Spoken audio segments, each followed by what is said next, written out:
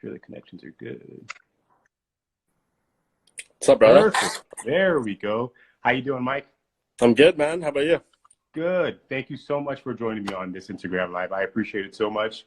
I've been a big fan for a long time, as I told you through the message. And it's an honor and a privilege to have you on here. I appreciate it, man. Anytime. No problem. First question, of course, I got to ask you, how's everything going up there in Toronto? I know the coronavirus is having everybody go frantic and crazy. Yeah, man. It's, I mean, I think just dealing with the same stuff everyone else is, just trying to stay inside, stay safe, all that kind of stuff. I work from home anyways, so I'm kind of like used to, you know, this lifestyle more or less when I'm not traveling. So not a massive adjustment, just kind of unfortunate having your other freedoms taken away, like just as simple as being able to go to the gym or something like that. Very true. Very, very true. I mean, we can still be at home doing body weight things and just, you know, not having to go to the gym, but I feel bad for the fighters who can't really get to the gym and, you know, have those workouts going, especially for fights coming up within the next month or two. But everybody has to make that adjustment. So, Mike, what got you into MMA? Like, what was that fight that just made you get into the sport and make you want to cover it? Man, there's a few of them. The one that really stands out to me, I remember first ordering the pay-per-view with all my friends was the third Chuck Liddell Randy Couture fight. I believe it was UFC 57 or 58.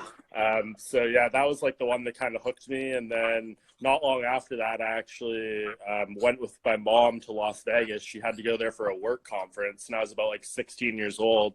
And it just so happened that weekend she was there fell in line with UFC 67.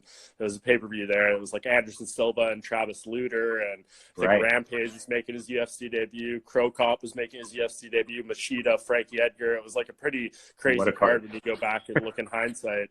And yeah, like actually being at the live event, I mean, people have their opinions of Dana White, but I think one of the things that he says that is very true is like if you're kind of just a casual fan, quote unquote, and once you go to a fight and actually like witness a UFC event in person, I think it takes your fandom to a completely new level. So that's kind of what happened to me. And then just really went from there a few years later, started writing about it and started a website and just like kind of went forward from there. And here we are today.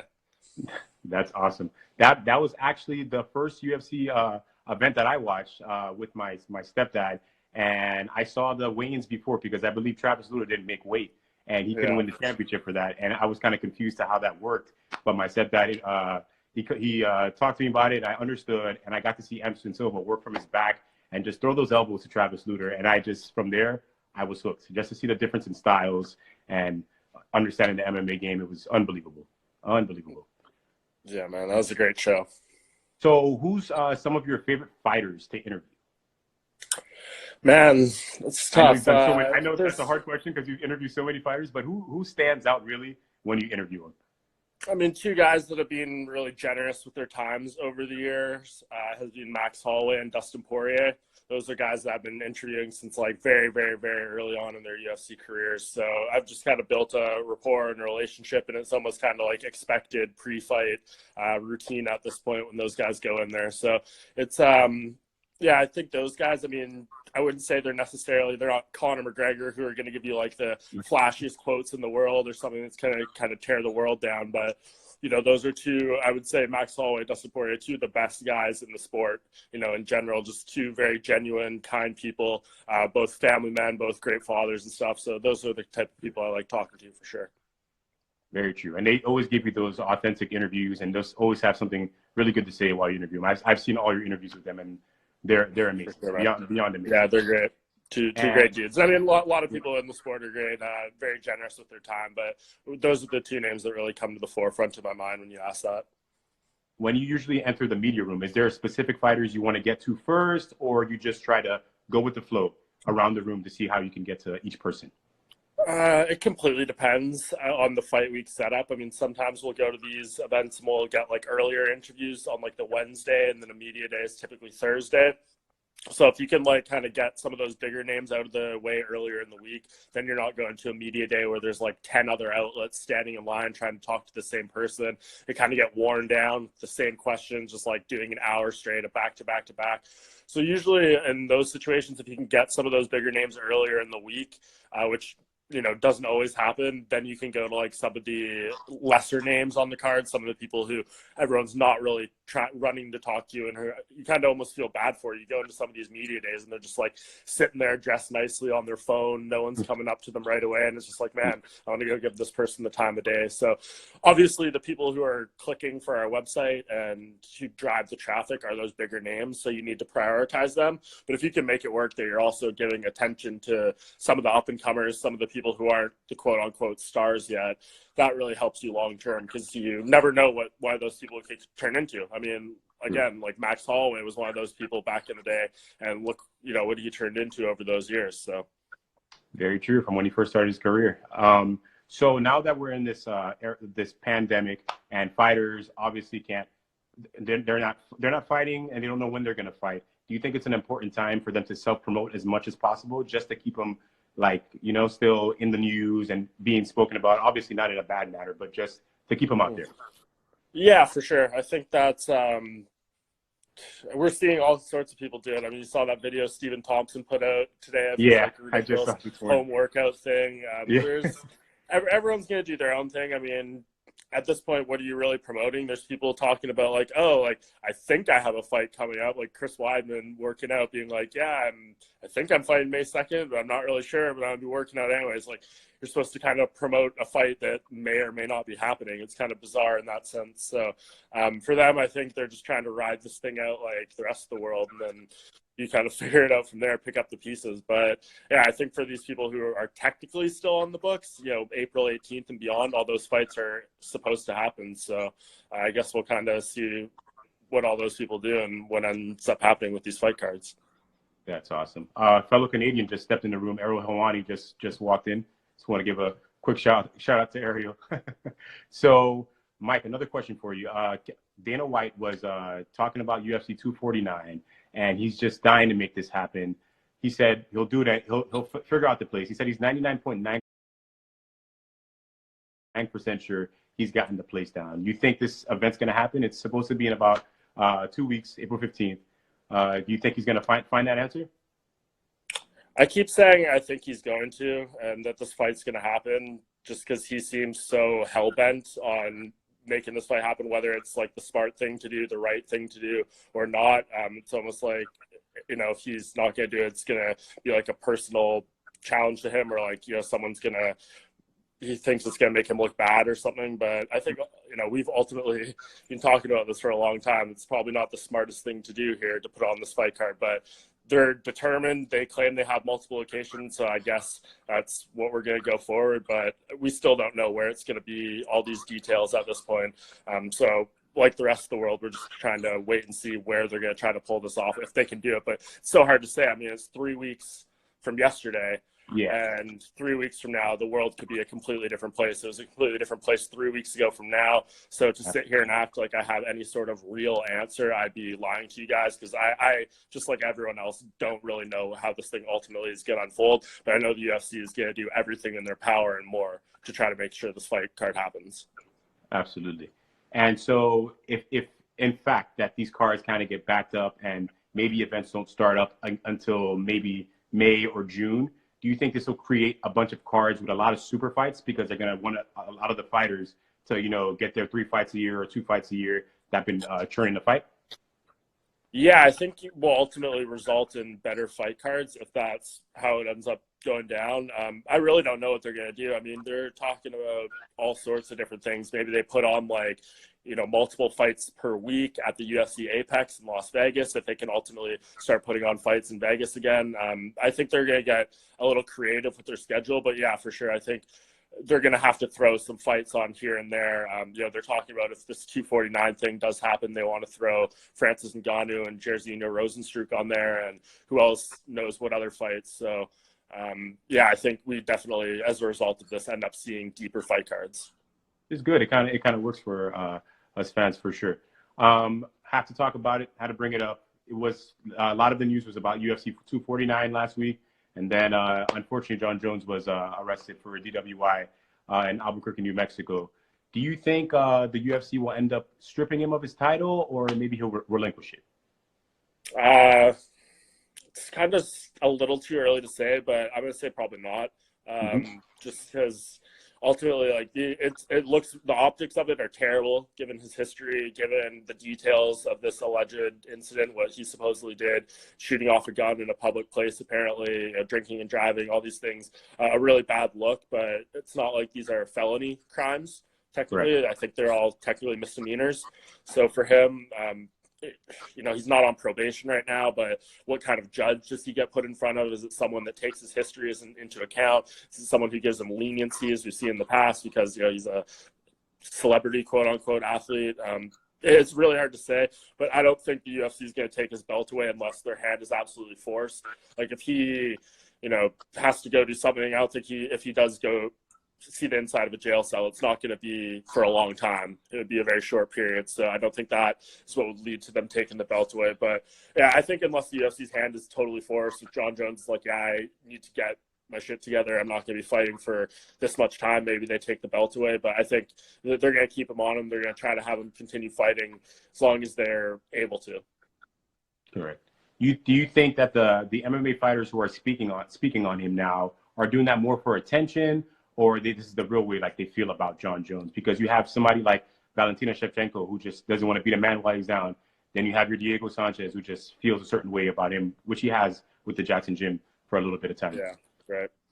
I mean, I think everyone's going to have their own opinion, but right now, not a great time for this to happen. Everyone's sitting at home. They're frustrated. They want to, you know, release their emotions, their energy. Jon Jones just put a big, easy target right on himself for that type of situation. So he's easy to attack. I mean, obviously he has a history. People are perplexed how this type of thing can continue to happen with him. So I understand, you know, people taking their pot shots. Is it fair? I mean, I think sometimes in this MMA community, people take a little too much joy out of other people's downfalls and other people's misery. You know, whether it's a personal situation like this or a bad loss after you say some things pre-fight. Some people do, you know, relish that opportunity. You know, Jon Jones, what can you really say, though? I mean, he has brought so much of this on himself. Like, I don't think even he could sit here and be like, man, like, I don't deserve this. Like, he puts a huge target on himself. He brings it all. He should be, you know, should have never been in that situation that happened on Thursday. Should have been at home like the rest of us doing his thing. So, yeah, I don't necessarily blame some people. I don't love it either. But in this particular situation, I understand.